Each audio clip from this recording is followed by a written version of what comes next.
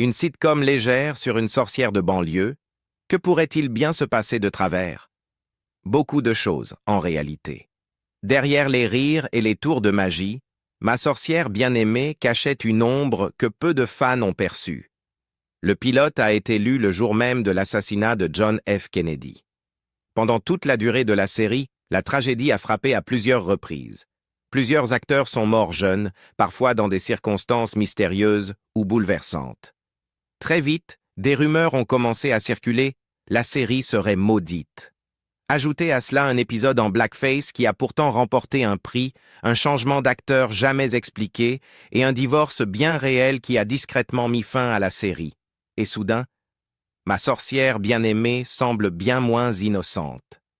Ces 15 faits étranges révèlent la vérité troublante, controversée et parfois inquiétante qui se cache derrière l'une des séries les plus aimées des États-Unis. La magie était réelle, mais le prix à payer aussi. Ma sorcière bien-aimée. Diffusée pour la première fois le 17 septembre 1964, la série est arrivée à une époque où la télévision américaine était dominée par des sitcoms familiales traditionnelles comme The Donna Reed Show ou Father Knows Best.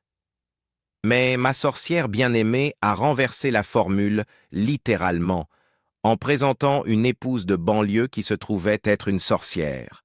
Elizabeth Montgomery incarnait Samantha Stephens, une femme charmante et élégante qui tombe amoureuse d'un mortel, Darin, et décide de vivre une vie normale, sans magie. Bien sûr, le plan tourne à la catastrophe à chaque épisode. Voisins curieux, belle-mère envahissante et sorts incontrôlés rythmaient les aventures du couple. Produite par William Asher, le mari de Montgomery à l'époque, la série a connu un succès fulgurant.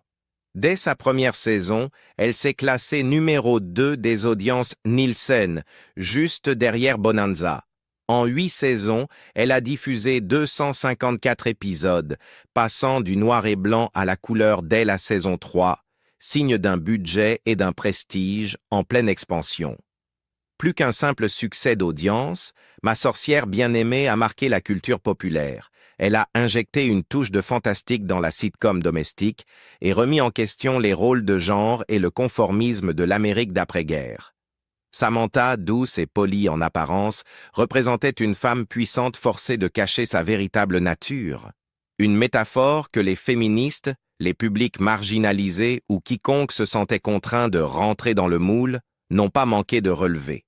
Le succès de la série a engendré tout un genre de comédie surnaturelle, de Ginny de mes rêves à la famille Addams, jusqu'à Sabrina, l'apprentie sorcière dans les années 1990. Son influence a même traversé les frontières avec des adaptations en Argentine, au Japon, et un film sorti en 2005 avec Nicole Kidman. Ma sorcière bien-aimée n'a pas seulement ensorcelé le public. Elle a redéfini la magie télévisuelle, le petit Twitch devenu légendaire. Le célèbre mouvement de nez de Samantha est devenu l'un des gestes les plus emblématiques de la télévision. Mais sa réalité est bien différente.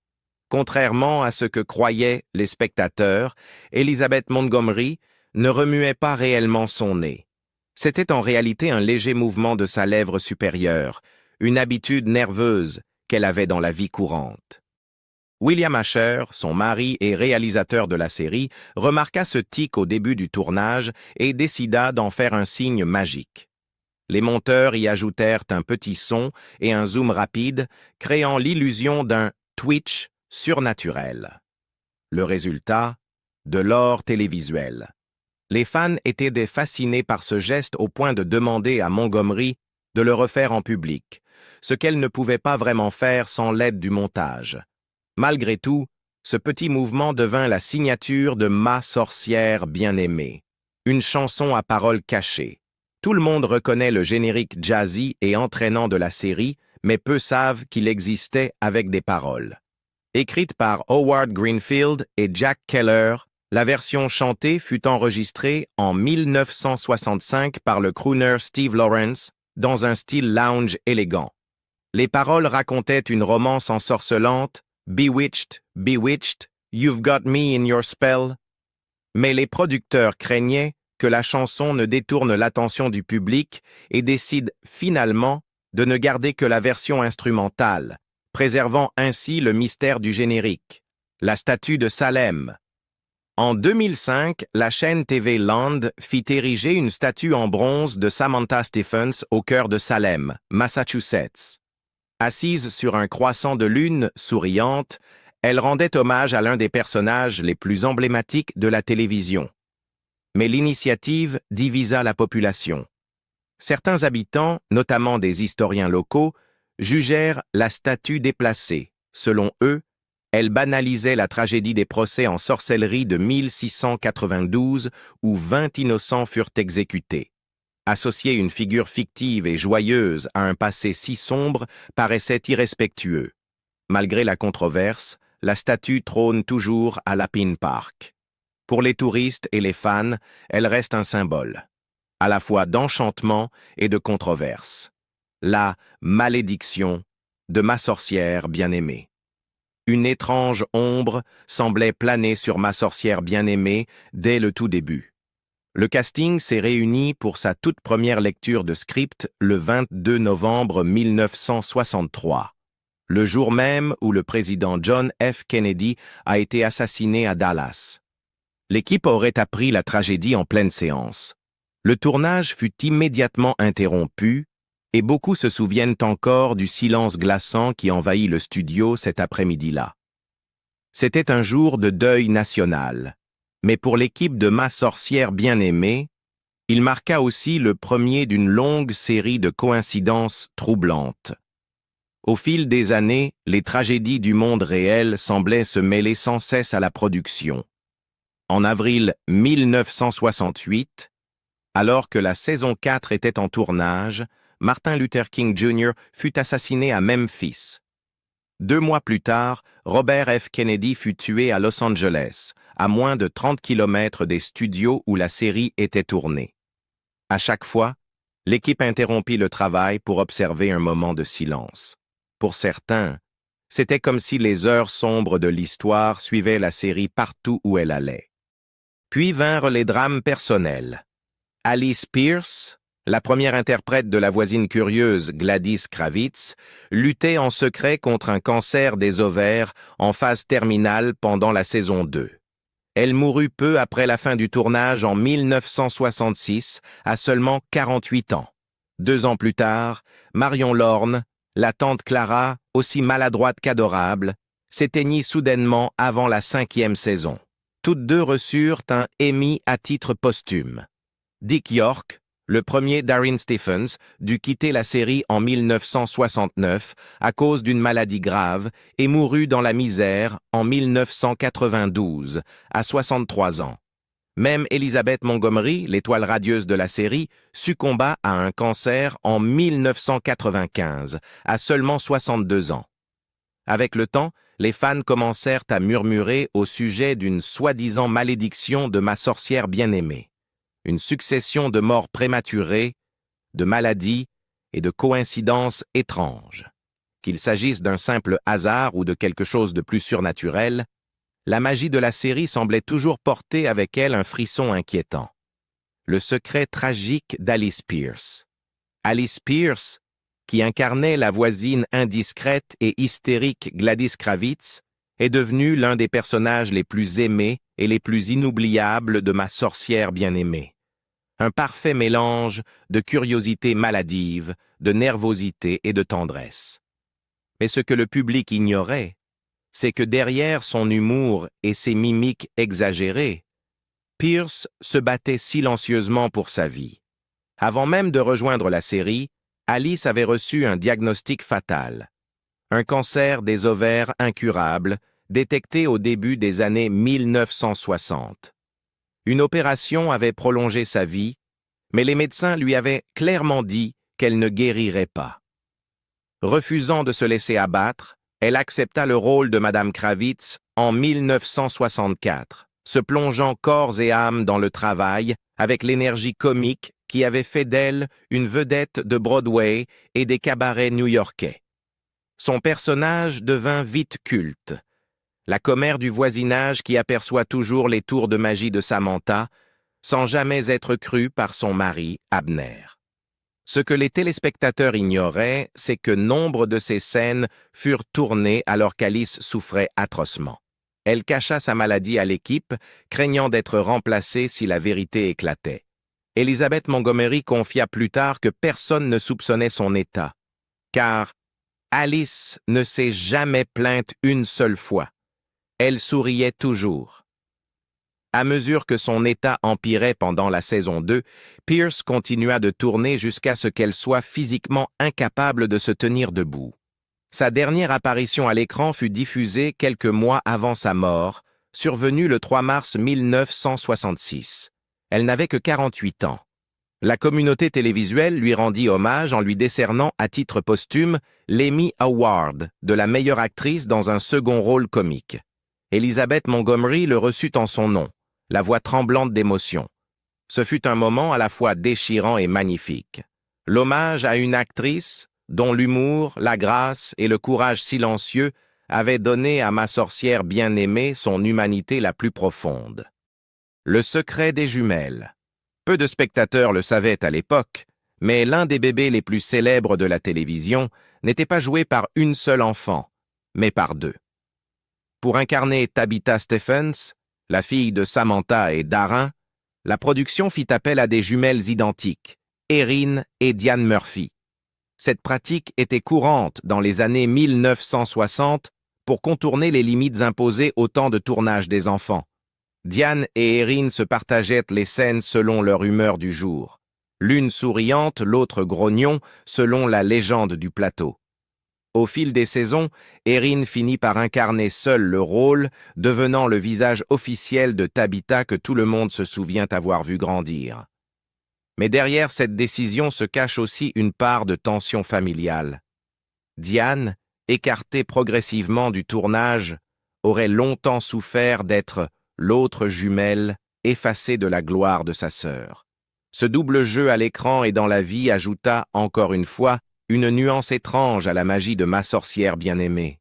La cousine secrète de Samantha, la cousine espiègle de Samantha, Serena, apportait à ma sorcière bien-aimée une touche de folie et de modernité. Ce que peu de téléspectateurs savaient, c'est qu'elle était en réalité interprétée par Elizabeth Montgomery elle-même, coiffée d'une perruque brune et adoptant une attitude rebelle et groovy. Pour prolonger le jeu hors écran, les crédits mentionnaient que Serena était jouée par une certaine Pandora's Box, un jeu de mots astucieux sur Pandora's Box, conçu pour dissimuler le double rôle de Montgomery. Le stratagème fonctionna à merveille. Bien plus de spectateurs qu'on ne l'imagine tombèrent dans le panneau. Elizabeth Montgomery reçut même du courrier adressé à Mademoiselle Spox, certains fans étant persuadés qu'il s'agissait d'une véritable actrice distincte. Ce fut l'un des secrets les mieux gardés et les plus amusants de la série. L'obsession bien réelle de Tante Clara. L'interprétation de Marion Lorne dans le rôle de la gentille mais maladroite Tante Clara est devenue l'un des piliers affectifs de ma sorcière bien-aimée. Son trait distinctif. Une fascination pour les vieilles poignées de porte qu'elle collectionnait avec passion. Ce détail n'était pas une invention du scénario. Il venait directement de la vie réelle de l'actrice. En dehors des plateaux, Marion Lorne possédait une impressionnante collection de poignées venues du monde entier, fascinée par leur artisanat et leur histoire. Lorsque les producteurs découvrirent ce passe-temps, ils lui demandèrent d'en prêter quelques-unes pour la décoration du décor. Ainsi, une grande partie des poignées visibles dans la maison encombrée de Tante Clara provenaient de sa collection personnelle. Cette authenticité renforça encore l'attachement du public à son personnage. En 1968, peu après sa mort subite d'une crise cardiaque à 84 ans, Marion Lorne reçut à titre posthume l'Emmy Award de la meilleure actrice dans un second rôle comique. Par respect, la production décida de ne jamais remplacer Tante Clara, un geste rare pour l'époque. Un paradoxe féministe et raciste. Si ma sorcière bien-aimée a ouvert de nouvelles voies, notamment en détournant avec humour les rôles de genre, la série n'a pas échappé à la critique pour son manque d'inclusivité et sa vision limitée du féminisme. Samantha Stephens, interprétée par Elizabeth Montgomery, était une femme puissante, contrainte de dissimuler sa véritable nature pour se conformer aux attentes patriarcales de la banlieue américaine. À première vue, la série semblait tourner en dérision l'idéal de la ménagère soumise des années 1960. Mais comme l'a souligné la chercheuse Phoebe Bronstein, la métaphore d'une femme surnaturelle qui passe pour normale contient une ambiguïté. Samantha choisit de cacher ses pouvoirs là où d'autres, notamment les personnes racisées à cette époque, n'avaient aucun contrôle sur la manière dont la société les percevait. L'absence totale de personnages noirs ou latinos renforce encore l'image d'un monde blanc et bourgeois, reflet des limites culturelles de la télévision américaine d'alors. Le dilemme des deux darins. Le départ soudain de Dick York en plein milieu de la saison 5 laissa les fans perplexes pendant des décennies. À l'écran, son personnage, Darren Stephens, le mari mortel et publicitaire nerveux, disparu du jour au lendemain, remplacé sans explication par un nouvel acteur. La réalité, en coulisses, était bien plus tragique. En 1959, sur le tournage du western They Came to Cordura avec Gary Cooper, York subit un accident grave. En soulevant une draisine avec un partenaire de scène, il se déchira les muscles du dos du côté droit. La blessure ne guérit jamais complètement, et il vécut avec des douleurs chroniques qui l'accompagnèrent jusqu'à la fin. Au début de Ma sorcière bien-aimée en 1964, il dépendait déjà de puissants antalgiques pour tenir le rythme. Les longues journées de tournage finirent par l'épuiser physiquement et mentalement. En 1969, lors de l'épisode Daddy Does His Thing, il s'effondra sur le plateau et fut transporté à l'hôpital. Il n'y revint jamais. La chaîne ABC le remplaça discrètement par Dick Sargent, qui apparut dès l'épisode suivant. Fait étonnant, la série ne fit jamais allusion à ce changement. Aucune explication, aucun clin d'œil au spectateur, un effacement total, magique mais déroutant. Certains fans apprécièrent la douceur de Sargent, d'autres restèrent de fidèles à l'intensité nerveuse de York. Le débat sur « le meilleur darin » divise encore les nostalgiques. Après son départ, Dick York connut la pauvreté, l'addiction, puis trouva une nouvelle vocation dans l'aide aux sans-abri. Son histoire n'était pas qu'un simple changement de casting, c'était un drame humain caché derrière les rires en boîte. L'ultimatum d'Elizabeth Montgomery. Lorsque Ma sorcière bien-aimée atteignit sa 8e saison en 1971, Elizabeth Montgomery en avait assez. Ce qui avait commencé comme un projet passionné, créé par son mari de l'époque, le réalisateur et producteur William Asher, était devenu une épreuve émotionnelle. Leur partenariat créatif, autrefois puissant, s'était délité en même temps que leur mariage. Malgré leurs efforts pour garder les apparences professionnelles, les tensions sur le plateau étaient palpables. D'après plusieurs sources, dont des témoignages de collègues et les propres récits d'Asher, Montgomery devenait de plus en plus distante. Elle arrivait souvent quelques minutes avant le tournage, puis quittait immédiatement le plateau une fois les prises terminées. En privé, elle confia à l'un des producteurs exécutifs, Harry Ackerman, qu'elle n'accepterait une 9e saison qu'à une seule condition, qu'Asher soit écarté de la production. Ackerman refusa. Bien qu'elle soit encore sous contrat pour 2 saisons, Montgomery décida de partir. Sa vie personnelle avait changé, elle avait entamé une nouvelle relation avec l'acteur et réalisateur Richard Michaels, qui avait dirigé plusieurs épisodes de la série. Travailler chaque jour auprès de son ex-mari était devenu insoutenable. Sans Samantha, il n'y avait plus de Ma sorcière bien-aimée. En 1972, ABC mit fin à la série en silence. Aucun épisode d'adieu, aucun dernier sortilège. La magie s'éteignit tout simplement. Un épisode très spécial et troublant. L'un des épisodes les plus discutés et les plus dérangeants de la série est sans doute Sisters at Heart, diffusé la veille de Noël, 1970. L'épisode se voulait révolutionnaire pour son temps. Une tentative de dénoncer le racisme à 1 heure de grande écoute. Mais si l'intention était louable, la mise en scène provoqua un malaise durable, notamment à cause d'une scène jugée aujourd'hui comme du blackface. L'histoire de cet épisode est pourtant belle. Il fut coécrit par une classe de 26 élèves afro-américains du Jefferson High School de Los Angeles dans le cadre d'un programme éducatif d'ABC appelé The TV Workshop. Sous la direction de leur professeur Marcella Saunders et du producteur William Asher, les étudiants créèrent un scénario centré sur l'amitié et l'égalité raciale. Elizabeth Montgomery adora l'idée et insista pour qu'il soit tourné. Dans l'épisode, Tabitha, la fille de Samantha et Darin, devient la meilleure amie d'une fillette noire, Lisa. Quand un client raciste s'oppose à leur amitié, Tabitha lance un sort qui fait apparaître des pois noirs et blancs sur leur visage. Une métaphore censée illustrer leur unité, mais dont la mise en image évoquait involontairement le blackface. À l'époque, Sisters at Heart fut salué comme un épisode audacieux et reçut un Governor's Award de l'Académie des arts et sciences de la télévision. Mais avec le recul, de nombreux critiques y voient un exemple de bonnes intentions mal exécutées. Aujourd'hui encore, l'épisode divise. Chef-d'œuvre humaniste pour certains, maladresse raciale pour d'autres. Le spin-off oublié. Après la fin de la série en 1972, ABC n'était pas prête à abandonner la magie.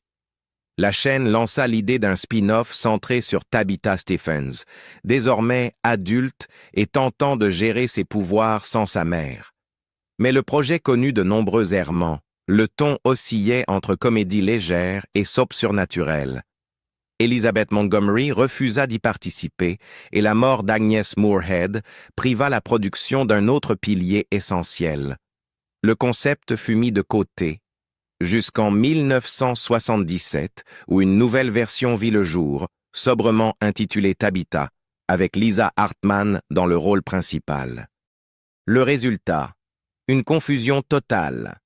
Les personnages avaient changé, l'histoire de famille aussi, et l'esprit de la série originale semblait perdu. Malgré quelques instants charmants, le charme n'opéra pas. La série fut annulée après seulement 11 épisodes. Aujourd'hui, Tabitha reste une leçon pour les producteurs. La foudre ne frappe jamais deux fois dans le même chaudron. Barbara Eden met fin à la rumeur. Pendant des décennies, les fans adorèrent comparer ma sorcière bien-aimée à Ginny de mes rêves, allant jusqu'à inventer une rivalité entre leurs deux stars, Elizabeth Montgomery et Barbara Eden. Deux blondes magiques, deux amours impossibles, deux séries cultes des années 1960, tout semblait prêt pour un duel médiatique. Mais selon Barbara Eden, cette rivalité n'a jamais existé. « Il n'y a jamais eu de compétition entre nous », déclara-t-elle à The Archive of American Television. « Nous étions enceintes à peu près en même temps et nous parlions souvent pendant le maquillage. » Les tensions, expliqua-t-elle, étaient entièrement fabriquées par les médias et les producteurs, désireux d'alimenter la rivalité entre NBC et ABC. Montgomery, de son côté, trouvait les comparaisons amusantes et considérait Ginny comme une série très différente, plus fantaisiste et burlesque, tandis que Ma sorcière bien-aimée reposait sur la satire sociale et les mœurs suburbaines. Une autre Endora. Difficile d'imaginer quelqu'un d'autre qu'Agnes Moorehead dans le rôle flamboyant d'Endora. Pourtant, elle ne fut pas le premier choix. Le rôle avait initialement été proposé à l'actrice britannique Bea Benaderet, célèbre pour ses apparitions dans The George Burns and Gracie Allen Show et Petticoat Junction. Benaderet refusa pour cause d'emploi du temps et la production dut chercher une remplaçante à la hâte.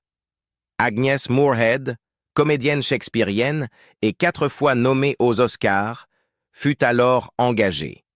Personne ne s'attendait à ce qu'elle s'impose dans une sitcom, mais son charisme théâtral transforma Endora en une figure mythique, exubérante, spirituelle et presque divine. Moorehead ajouta sa propre touche. Elle choisit elle-même la plupart de ses costumes, insistant pour ne jamais apparaître en vêtements mortels. Ce choix fit d'Endora une véritable icône de style et donna à la série une aura presque mystique, Alors, combien de ces secrets connaissiez-vous déjà? Entre les tragédies bien réelles, les pseudonymes cachés, les émis posthumes et les statuts controversés, le monde de Ma sorcière bien-aimée fut aussi fascinant et troublé que sa magie à l'écran. Que vous soyez plutôt équipe Dick York ou équipe Dick Sargent, une chose est certaine. Le charme de Ma sorcière bien-aimée ne s'est jamais dissipé. Et vous, quel moment de la série vous a le plus marqué? Dites-le nous en commentaire. Et n'oubliez pas d'aimer, de partager et de vous abonner pour découvrir d'autres histoires méconnues des séries cultes.